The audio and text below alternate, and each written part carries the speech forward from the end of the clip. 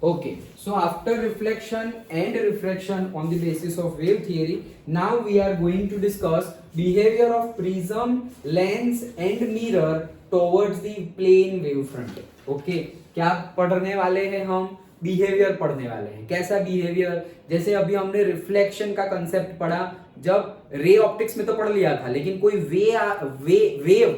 Wave आके टकरा रहा है सरफेस पर, सपोज रिफ्लेक्टिंग सरफेस पर, तो रिफ्लेक्शन कैसे होगा वो हमने समझ लिया. कोई वेव आके टकरा रहा है रिफ्रैक्टिंग सरफेस पर, तो रिफ्रैक्शन कैसे होगा वो भी हमने समझ लिया. अभी सेम वे कोई वेव आके टकरा रहा है प्रिज्म पर, कोई वेव आके टकरा रहा है लेंस पर, कोई वेव आके टकरा रहा है मिरर पर, तब क्या होगा वो हमें समझना है. इसमें से जनरली 1 मार्क का क्वेश्चन पूछा जाएगा और सबसे ज्यादा जो पीवाईक्यू निकले हैं वो है डायग्राम्स ड्रॉ करने को बोलते हैं कि भाई कोई वेव आ रहा है और प्रिज्म से टकरा रहा है. ओके, तो उसके लिए तुम डायग्राम ड्रॉ करो और बोलेंगे कि भाई एक प्लेन वेव फ्रंट आ रहा है और कन्वर्जिंग वेव में कन्वर्ट हो जा रहा है. प्लेन वेव फ्रंट तो प्लेन आ रहा था, लेकिन कहीं पर टकराने के बाद कन्वर्जिंग वेव फ्रंट बन गया, या प्लेन वेव फ्रंट आ रहा था और कहीं पर टकराने के बाद डाइवर्जिंग वेव फ्रंट बन गया. वैसे इनडायरेक्टली पूछेंगे तो उसका डायग्राम ड्रॉ करो. किससे टकराया होगा वो बताओ. मिरर से टकराया होगा, लेंस से टकराया होगा और से प्रिज्म से टकराया होगा, वो भी बताना है. ओके, तो कंसेप्ट इजी है, समझते हैं. देखो डायग्राम ही समझने हैं. सबसे पहले प्रिज्म का कंसेप्ट समझते हैं. तो प्रिज्म में क्या है, ये हमने ग्लास प्रिज्म ले लिया. ओके, अब हमारा ये ग्लास प्रिज्म जो है, ये glass prism, this is our glass prism से. ओके, नाउ हमारा वेव फ्रंट आ रहा है, this is our wave front, this is our wave front. तो पहले तो एयर में आ रहा है, तो एयर में तो कोई हिंड्रेंस कोई रेजिस्टेंस है ही नहीं, सीधे सीधे आ रहा है. जैसे ही प्रिज्म पर टकराएगा, जैसे अभी टकराया था रिफ्लेक्शन और रिफ्रैक्शन में, वैसे ही जैसे ही टकराया तो ये सपोज ए पॉइंट और बी पॉइंट, तो बी पॉइंट टकरा दिया. ओके, प्रिज्म पर टकराया. अभी बी पॉइंट प्रिज्म पर टकराया तो प्रिज्म तो क्या करेगा, रिफ्रैक्शन ही करेगा, 2 बार होगा और क्या.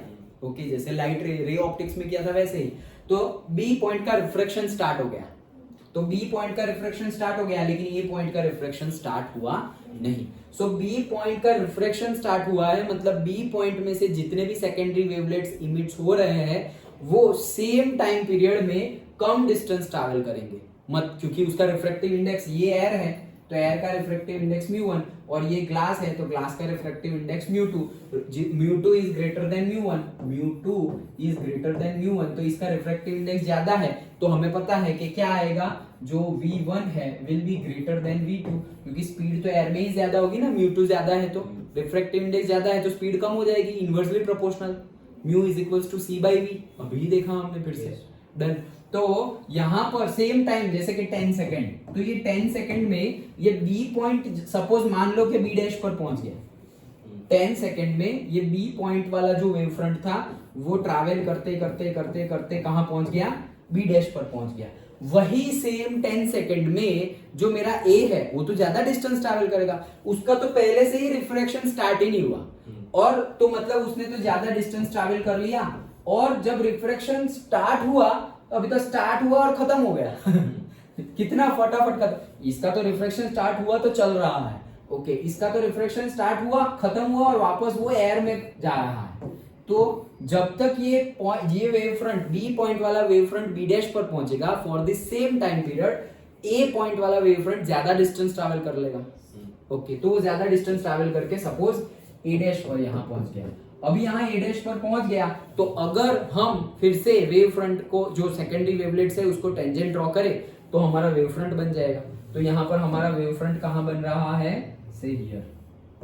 ये हो गया हमारा ए और ये हो गया हमारा ए डैश और ये हो गया बी डैश और ये है हमारा से ए एंड दिस इज से बी. डन. ओके, सिंपल है. अभी आगे तो एयर में ही जा रहे हैं तो सिंपली वैसे ही आगे बढ़ता जाएगा.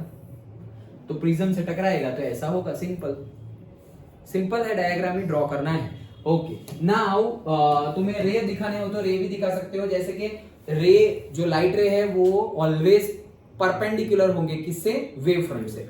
सो लाइट रे ऐसे है, मतलब वेव फ्रंट ऐसे है तो परपेंडिकुलर तो ऐसा ही होगा, ऐसे गया, फिर रिफ्रैक्शन होगा, फिर ऐसे गया, फिर वापस रिफ्लेक्शन होगा, ऐसे गया और देखो वेव फ्रंट को परपेंडिकुलर ही है। इसको क्या बोलते थे हम? इंसिडेंस रे, इसको बोलते थे रिफ्रैक्टेड रे, इसको बोलते थे इमर्जेंट रे, वही है। डन? सिंपल था। ओके, लेकिन कहने का मीनिंग क्या है, ये जो टाइम पीरियड था 10 सेकेंड 1 आवर जो भी हो, वही सेम टाइम पीरियड के लिए हम ड्रॉ कर रहे हैं, उतने ही टाइम में ये आगे पीछे हो जाएगा। डन? तो ये था प्रिज्म के लिए। नाउ लेंस के लिए डिस्कस करते हैं। सो लेंस के लिए अगर हम डिस्कस करें, so say this is our convex lens. कौन सा लेंस है? Convex lens. अब अगर हमने कॉन्वेक्स लेंस लिया तो ये हमारा वेव फ्रंट आ रहा है, फिर ये और आगे आया और फिर आगे आके ऐसे टकरा गया। जब टकराया तो हमने यहाँ पे 3 पॉइंट ले रहे हैं, क्योंकि एक पॉइंट तो टकराया, दूसरे 2 पॉइंट तो अभी टकराए नहीं है। ओके, क्योंकि जो बीच वाला पॉइंट है और बीच में थिकनेस ज्यादा है, तो बीच वाला पॉइंट टकरा जाएगा। वेव फ्रंट के जो एंड पॉइंट्स है वो नहीं टकराए, अभी कोलाइड नहीं हुए। सो मतलब ये ए, बी और सी पॉइंट है। अब टाइमर स्टार्ट, तो 10 सेकेंड गिनो। तो 10 सेकेंड में मान लो कि सी कहां पहुंचा, सी में से जो मतलब आगे वेव फ्रंट्स बनेंगे, सेकेंडरी वेवलेट्स बनेंगे, वो सेकेंडरी वेवलेट्स कहां पहुंच गए? सी डैश पर पहुंच गए for this same time period whatever T और 10 सेकेंड 10 मिनट 10 आवर 1 आवर जो लेना हो, बट सेम। तो एक पर्टिकुलर टाइम पीरियड से टी में हमारे सेकेंडरी वेवलेट्स जो सी में से प्रोड्यूस हुए थे वो आगे बढ़ बढ़ के कहां पहुंच गए? सी डैश में। लेकिन तुम देख सकते हो कि जो ए पॉइंट है इसका तो रिफ्रैक्शन स्टार्ट हो गया, उसका रिफ्रैक्टिव इंडेक्स चेंज हो जाएगा, लेकिन ए पॉइंट और बी पॉइंट अभी भी रिफ्रैक्शन स्टार्ट हुआ नहीं है, तो वो लोग तो सेम टाइम पीरियड में आगे चले जाएंगे। और जब रिफ्रैक्शन स्टार्ट हो रहा है फिर भी तुरंत खत्म भी हो जा रहा है, क्योंकि थिकनेस कम है, जैसे हमने प्रिज्म में देखा। यहाँ पर थिकनेस ज्यादा है तो ज्यादा टाइम तक रिफ्रैक्शन चलता रहा और स्पीड कम रही, लेकिन यहाँ पर तो थोड़े ही टाइम के लिए स्पीड कम रही और फिर वापस बढ़ गई स्पीड, क्योंकि एयर में था वो। ओके, तो वैसे ही यहाँ पर थोड़े ही टाइम के लिए स्पीड कम होगी और फिर वापस स्पीड बढ़ जाएगी। तो ये हो गया तुम्हारा ए डैश पॉइंट और ये हो गया तुम्हारा B dash. Done? Okay, so for the same time period हमारा जो वेव फ्रंट है वो कहां पहुंच जाएगा? तो ये है हमारा ए डैश पॉइंट, ये पॉइंट है, ये सी डैश पॉइंट है और बी डैश पॉइंट है। तो तीनों को अगर हम कनेक्ट कर दे सो ऐसे बन जाएगा। डन? और फिर वो ऐसे करके आगे बढ़ता जाएगा। डन? सिंपल है। तो तुमने भेजा क्या था?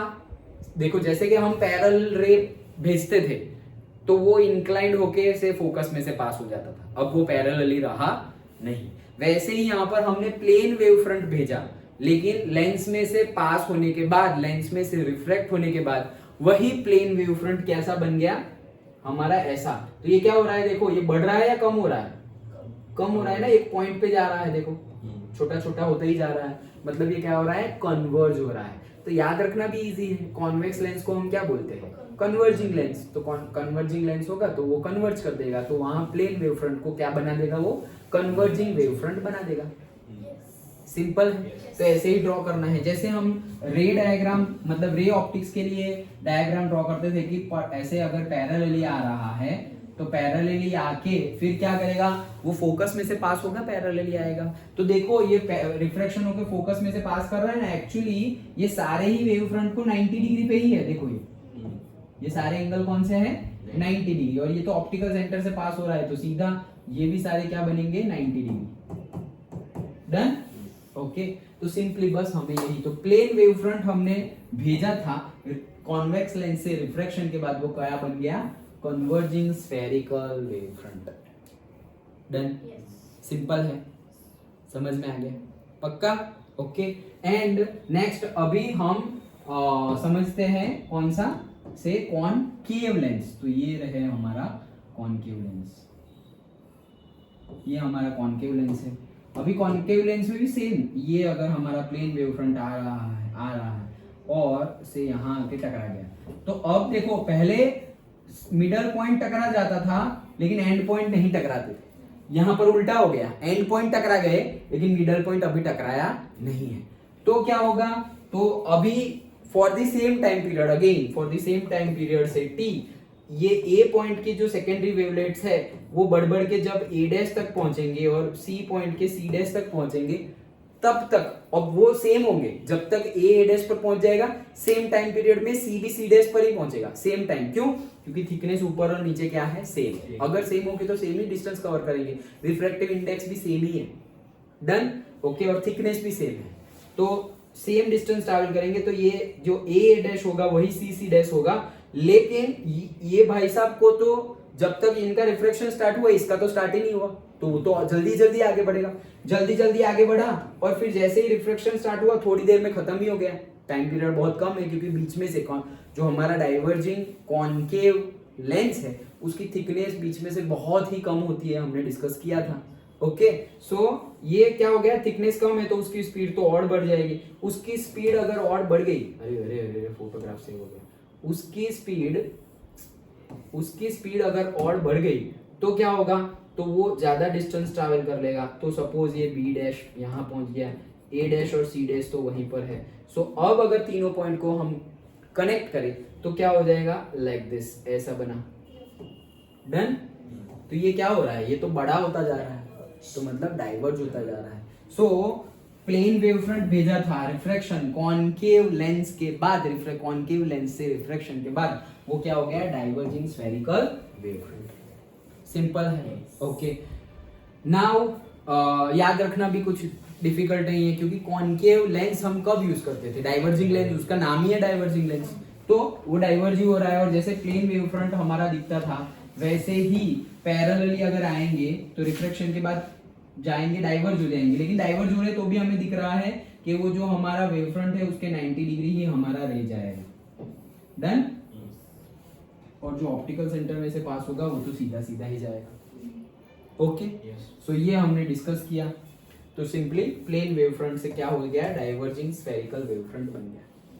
तो अगर कोई हमें ऐसे घुमा कर भी पूछ सकते हैं कि प्लेन मिरर आ रहा है और किसी के साथ टकरा के रिफ्रैक्शन होने के बाद, ऐसा वर्ड सुनना तुम ध्यान से, रिफ्रैक्शन होने के बाद वो कन्वर्ट हो जा रहा है से डाइवर्जिंग वेव फ्रंट में, डाइवर्जिंग स्फेरिकल वेव फ्रंट में। तो रिफ्रैक्शन तो यहां भी हो रहा है, लेकिन यहां पर डाइवर्जिंग नहीं बन रहा है। प्लेन था तो प्लेन ही बना। डन। लेकिन यहां पर प्लेन था और डाइवर्जिंग बन गया, तो कौन सा लेंस यूज हुआ होगा, 1 मार्क का question, and draw its ray diagram also. सो वो 1 मार्क का ही क्वेश्चन, आधा मार्क्स, तो वो तुम्हारा आंसर आएगा, कॉनकेव लेंस से टकराया होगा और फिर डायग्राम ये ड्रॉ करना है, नीट एंड क्लीन ड्रॉ कर दो, थोड़े बहुत लेबलिंग कर दो, खत्म। डन। ओके, और इसी में एक चीज है क्या, मिरर। तो हमने प्रिज्म देख लिया, लेंस देख लिया, अब हम मिरर देखते हैं कि मिरर से क्या होगा। तो मिरर से भी बहुत इजी है, वैसा ही होगा जैसे अभी तक हुआ है। ओके, देख। सो क्या होगा मिरर से, behaviour of prism, lens and mirror towards the plane wave front, अभी जो हमने समझा वही टॉपिक का नाम है। अब सिंपली ये हमने कौन सा लिया है, तुम्हें देख के ही पता चल जाएगा। ओके, ये हमने कौन सा लिया है, कॉनकेव। यस, ओके, तो हमने कॉनकेव मिरर लिया है। क्या लिया है, मिरर, लेकिन कौन सा, कॉनकेव। यहाँ पे कॉनकेव लिया है और इस साइड कौन सा लिया है, कॉन्वेक्स। डन। हाँ, सो अभी हमारा सपोज देखो, ये हमारा वेव फ्रंट है। ओके, तो जो भी, कहाँ है वेव फ्रंट, शायद तुम्हें दिखाई ना दे, ये रहा wave front. Okay, this is our wave front. Done. तो ये आगे आया और आगे आया, और जैसे ही यहाँ आया टकरा गया, तो ए पॉइंट टकरा गया, सी पॉइंट टकरा गया, लेकिन ये भी जो बीच वाला बी पॉइंट है वो अभी टकराया नहीं है। अब ये तो मिरर है, लेंस नहीं है, तो यहाँ पे रिफ्लेक्शन होने वाला नहीं है, रिफ्लेक्शन होगा। ओके, चलो। सो अब क्या हुआ, तो जो ए पॉइंट से जो सेकेंडरी वेवलेट्स है वो तो रिफ्लेक्ट होके स्टार्ट कर दिए, और रिफ्लेक्ट है तो फिर वो तो रिवर्स ही जाएंगे ना, आगे थोड़ी आएंगे, रिफ्लेक्शन में आगे आएंगे। तो इसका रिफ्लेक्शन स्टार्ट हो गया, तो वो एक आगे बढ़ रहा है, आगे बढ़ रहा है, आगे बढ़ रहा है। ओके, और वैसे ही सी भी टच हो गया है तो वो भी आगे बढ़ रहा है, आगे बढ़ रहा है। ओके, लेकिन बी अभी टच नहीं हुआ है, कोलाइड नहीं हुआ है, इंसिडेंट नहीं हुआ है हमारे कॉनकेव मिरर के साथ। फिर ये लोग थोड़े आगे पहुंच जाएंगे तब जाके तो ये इंसिडेंट होगा। फिर ये इंसिडेंट हुआ, तो जब ये इंसिडेंट हुआ, ओके, ऐसे इंसिडेंट हुआ और वो पहुंच गया बी डैश पर, तो जब तक ये बी टू बी डैश पहुंचता है तब तक तो ये लोग आगे पहुंच जाते हैं। डन। जब तक ये बी से बी डैश तक पहुंचता है तब तक ये लोग आगे पहुंच जाते हैं, क्योंकि उनका रिफ्लेक्शन तो पहले ही स्टार्ट हो गया था। अगेन याद करो, अभी यहाँ पर डिस्टेंस अलग अलग नहीं होंगे, जैसे कि प्रिज्म के केस में और रिफ्रैक्शन के केस में हमने, और वहां ये केस में भी, कौन से केस में, जो अभी हमने देखा लेंस के केस में भी हमने देखा क्या, कि ये जो डिस्टेंस कवर्ड था for the same time period, ऊपर का और नीचे का पॉइंट और बीच वाले पॉइंट का जो डिस्टेंस कवर्ड है, वो डिस्टेंस कवर्ड सेम रहता था यहाँ, और सेम नहीं भी रहता था। लेकिन इस पॉइंट पर ये जो ए डैश और ए है वो डिस्टेंस, और तुम ही बताओ चलो, for the same time period A to A dash and C to C dash same होगा या नहीं होगा? सेम होगा। क्यों? क्योंकि दोनों का रिफ्लेक्शन सेम टाइम से स्टार्ट हुआ है और दोनों ही एयर में ही ट्रैवल कर रहे हैं।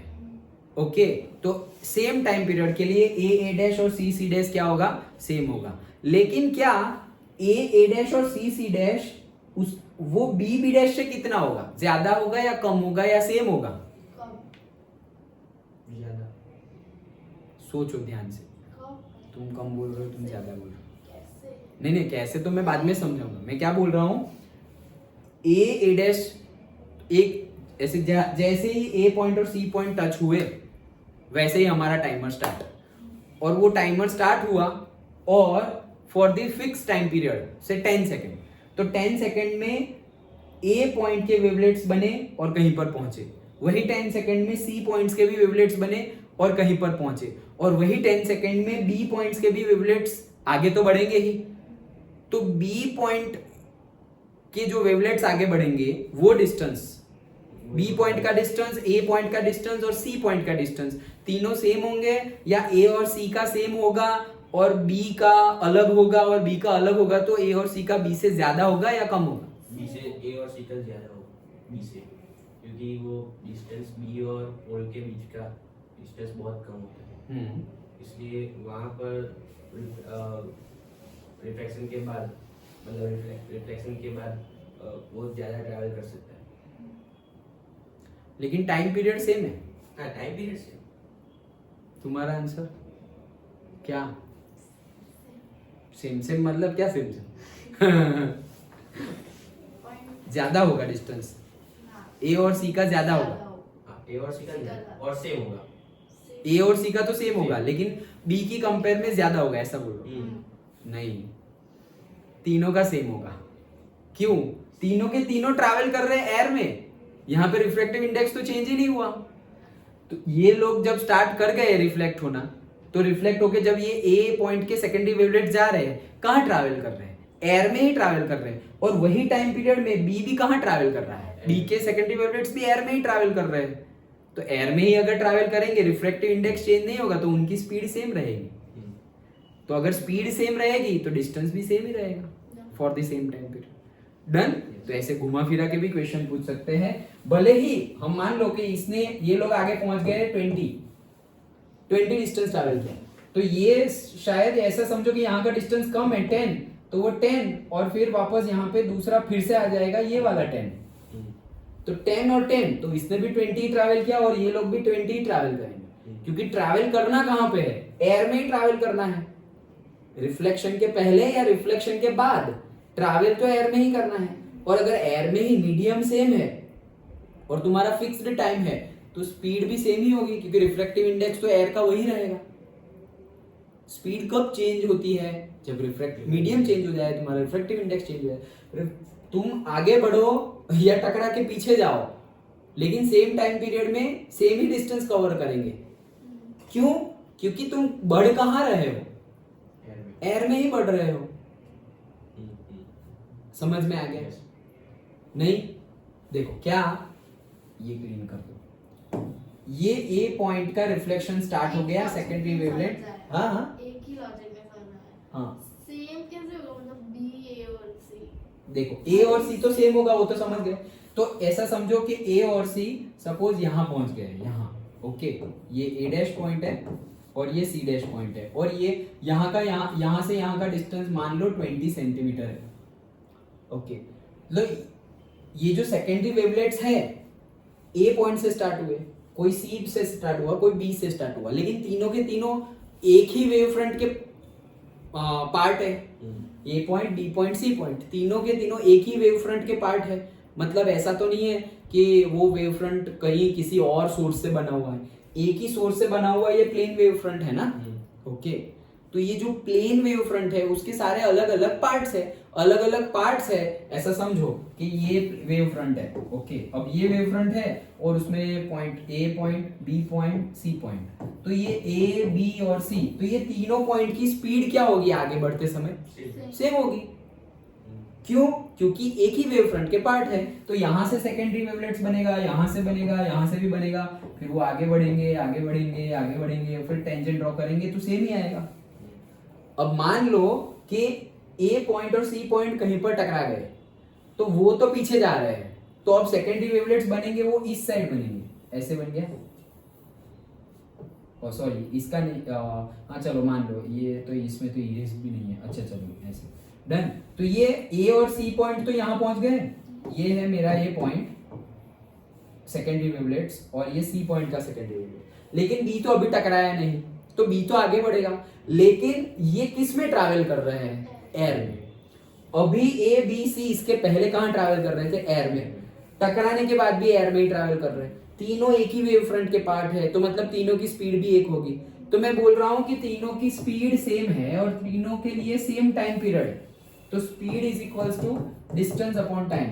अगर स्पीड और टाइम किसी के भी लिए सेम हो, स्पीड भी और टाइम भी, तो डिस्टेंस भी तो सेम ही होगा। ओके, जैसे कि मैं बोलूं कि तुम्हारी जो साइकिल चलाने की स्पीड है, कवन की भी उतनी ही साइकिल चलाने की स्पीड है। जूमी और कवन की साइकिल चलाने की स्पीड सेम है। और मैं बोलूं कि 1 घंटे में तुम लोग ने कितना डिस्टेंस ट्रैवल किया होगा, तो अगर तुम्हारी स्पीड सेम है और तुम सेम टाइम पे स्टार्ट कर रहे हो, तो 1 घंटा बोलूं या 1 मिनट बोलूं या 1 सेकंड बोलूं, तुमने डिस्टेंस तो सेम ही कवर किया होगा, क्योंकि तुम्हारी स्पीड क्या है? सेम है। और तुम ऐसा तो नहीं है, यहाँ तो मैंने बोला ही नहीं कि कोई ट्रैफिक वाले रास्ते पे जा रहा है और कोई खाली रास्ते पे जा रहा है। रास्ता सेम ही है, मतलब मीडियम सेम ही है, खाली ही है, एयरी है। ओके, कहीं पर ट्रैफिक हो तो फिर स्पीड के अकॉर्डिंगली वहां पर डिस्टेंस आगे पीछे होगा, लेकिन यहाँ पर मीडियम सेम ही है। वहां पर प्रिज्म मतलब ग्लास आता था, लेंस आता था, प्रिज्म तो मतलब बीच में रिफ्लेक्टिव इंडेक्स बदल गया, मतलब मीडियम चेंज हो गया। तो स्पीड ज्यादा होगी तो कम हो जाएगी, कम होगी तो और कम हो जाएगी, मीडियम चेंज हो गया ना। मतलब वो तो डिपेंड है कि तुम कहां से कहां जा रहे हो। रेरर से डेंसर में जा रहे हो तो स्पीड कम हो जाएगी, डेंसर से रेरर में जा रहे हो तो स्पीड बढ़ जाएगी। डन।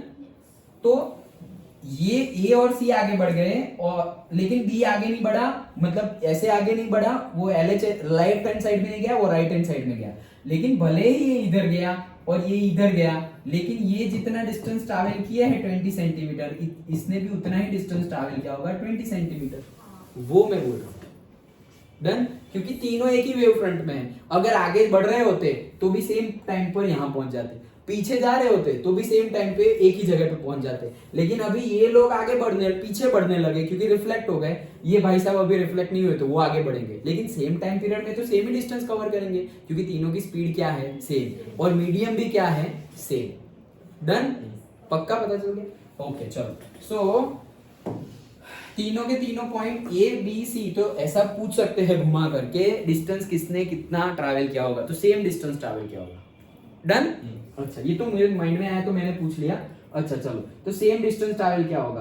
अभी सेम डिस्टेंस अगर ट्रैवल किया तो जब तक ये बी पॉइंट वाला सेकेंडरी वेवलेट्स बी डैश पर पहुंचा, तब तक ये भाई लोग तो आगे पहुंच गए होंगे, क्योंकि वो लोग तो पहले रिफ्लेक्ट हो गए। तो ए पॉइंट है मेरा इधर और बी पॉइंट है इधर और सी है यहाँ पर, तो उसको अगर मैं कनेक्ट करूं तो ऐसा मेरा वेव फ्रंट बन रहा है। ओके, फिर वो आगे बढ़ेगा तो ऐसे बढ़ेगा, तो ये क्या हो गया? कन्वर्ज हो गया। डन। तो यहां पर भी सेम कॉनकेव, तो कॉनकेव क्या होता है? कन्वर्ज करेगा। डन। कॉनकेव कन्वर्ज ही करता है ना, कॉनकेव मिरर। हाँ, कॉनकेव लेंस तो डाइवर्ज करता है, कॉनकेव मिरर क्या करता है? कन्वर्ज। तो देखो ये कन्वर्ज ही हो गया। तो आया था वेव फ्रंट और रिफ्लेक्शन के बाद क्या हो गया? Converging wave front. ये प्लेन वेव फ्रंट आया था और कन्वर्जिंग स्फेरिकल वेव फ्रंट बन गया। सिंपल है, बस ये समझ गए। तो ये डिक्टो सेम। अब हमने ले लिया क्या? Diverging wave front. तो डाइवर्जिंग वेव फ्रंट बनेगा तो ये हमने ले लिया क्या? Convex mirror. डन। तो कॉन्वेक्स मिरर ले लिया। अगेन प्लेन वेव फ्रंट आ रहा है, तो ये है हमारा प्लेन वेव फ्रंट, ये है प्लेन वेव फ्रंट और ये है प्लेन वेव फ्रंट। तो ए पॉइंट ये रहा, बी पॉइंट टकरा गया भाई, और सी पॉइंट अभी ए और सी टकराए नहीं है। For the same time period A और सी जब तक यहां टकराएंगे तो ए टकरा गया, ए डैश बन गया, सी टकरा गया, सी डैश बन गया। ये भाई साहब तो पहले ही इंसिडेंट हो गए थे, तो फॉर सेम टाइम पीरियड ये लोग तो आगे चले जाएंगे। आगे चले जाएंगे तो बी पॉइंट कहां पहुंच गया, सपोज यहां पहुंच गया बी डैश पर। तो ये तीनों पॉइंट को कनेक्ट करे तो ये क्या बनेगा, लाइक दिस। ये थोड़ा ये क्या बनेगा, ऐसे बन जाएगा। डन। तो बस अब ये ऐसे बना तो और बड़ा और बड़ा, तो ये क्या बना, छोटा बड़ा बड़ा, तो ये क्या बन गया, diverging spherical wave front. Done. तो ये कन्वर्जिंग स्फेरिकल वेव फ्रंट। अभी हमें ये भी पता है कि कॉन्वेक्स मिरर हो तो वो डाइवर्जिंग होता है, तो देखो डाइवर्जिंग वेव फ्रंट ही तो बना। ओके। और लाइट रेज तो तुम्हें पता ही है वेव फ्रंट के परपेंडिकुलर होते हैं, तो ये हमारा जब प्लेन वेव फ्रंट था तब ऐसे पैरेलली आते थे। डन। ओके। अब रिफ्लेक्शन के बाद तो अगर पैरेलली आ रहे हैं तो रिफ्लेक्शन के बाद से कोई एक पॉइंट में से पास होंगे, कॉनकेव मिरर में से, फोकस में से पास होंगे, पैरेलली आ रहे हैं तो ऐसे करके जा रहे हैं, ऐसे करके जा रहे हैं। डन। और यहां पर भी लाइट रेज आए और फिर वापस पैरेलली आ रहे हैं तो रिफ्लेक्शन के बाद फोकस में से पास होके डाइवर्ज होंगे, लेकिन यहां पर तो फोकस तो यहां पर होगा, तो पीछे वाला फोकस हमें बैकट्रेस करना पड़ रहा था, याद करो। तो ये ऐसे गया, तो सर ये तो फोकस में से नहीं है, फोकस में से ही है क्योंकि ये कॉन्वेक्स है, तो ऐसा पूरा सर्कल पास करोगे तो उसका सेंटर यहाँ आएगा, तो रेडियस उसकी पॉजिटिव होगी और इसका जो फोकल है वो इस साइड आएगा। डन। पक्का याद आ गया, वो तो पूरा चैप्टर खत्म हो गया हमारा रे ऑप्टिक्स वाला, सिंपल है। तो ये था हमारा पूरा का पूरा बिहेवियर ऑफ। आज हमने पहले क्या देखा, पहले हमने रिफ्रैक्शन का कंसेप्ट समझा कि भाई प्लेन वेव फ्रंट आ रहा है और रिफ्रैक्शन हो रहा है तो कैसे होगा, उसमें हमने स्नेल्स लॉ को प्रूव किया।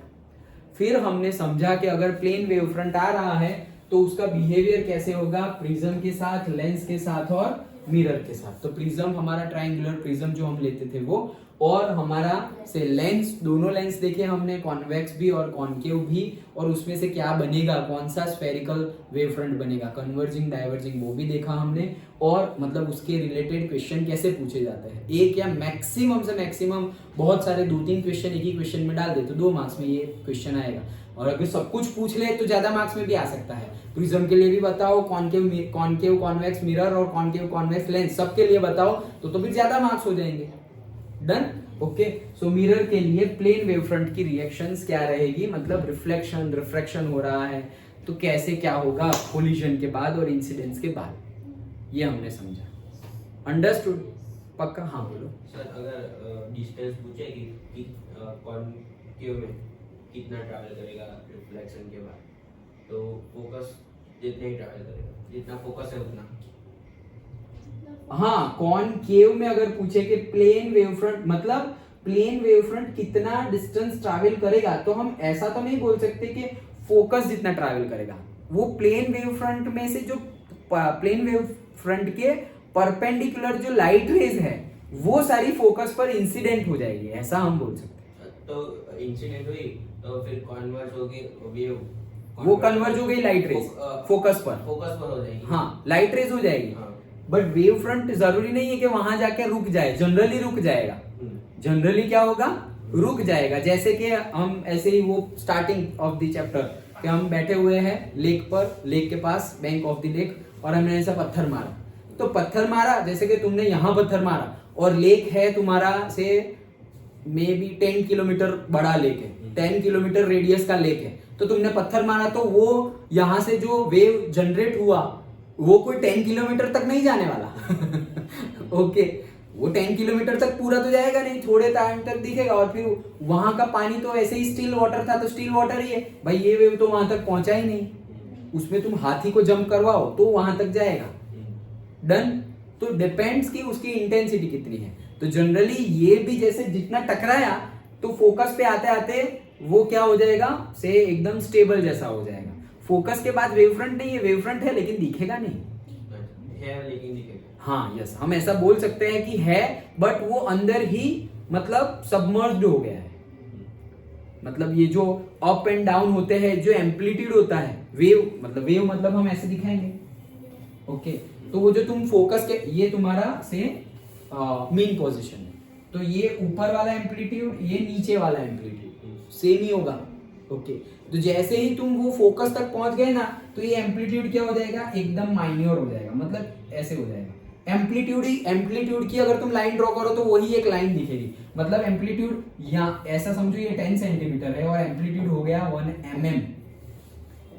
1 mm होगा तो दिखेगा ही नहीं ना भाई। तुम मैक्सिमम ऊपर कहाँ जा रहे हो, 1 mm, और नीचे कितना जा रहे हो, 1 mm, तो वो तो दिखेगा ही नहीं, हमें नहीं दिखेगा, क्योंकि हमारे ये लेंस जो है उसकी कैपेसिटी है। Done. Okay, but general case में क्या होगा कि फोकस पे जाते जाते वो क्या हो जाएंगे, डीम हो जाएंगे, ऐसा बोल सकते हैं हम, सबमर्ज्ड हो जाएंगे, डीम हो जाएंगे, हमें नहीं दिखेंगे, it will not be visible to us. Okay, और सर एनर्जी का, एनर्जी कौन सी एनर्जी, ये इसकी एनर्जी कुछ होती है? मतलब अगर हमने स्टोन फेंका, हाँ। और हमने मतलब एनर्जी लगाई वेव जनरेट करने के लिए, फिर वो एनर्जी का, वो energy as a vibrational energy उसके अंदर स्टोर्ड रहेगी, स्टोर रहेगी, ऑब्वियसली स्टोर रहेगी। ओके, क्योंकि हमने एनर्जी लगाई है ना,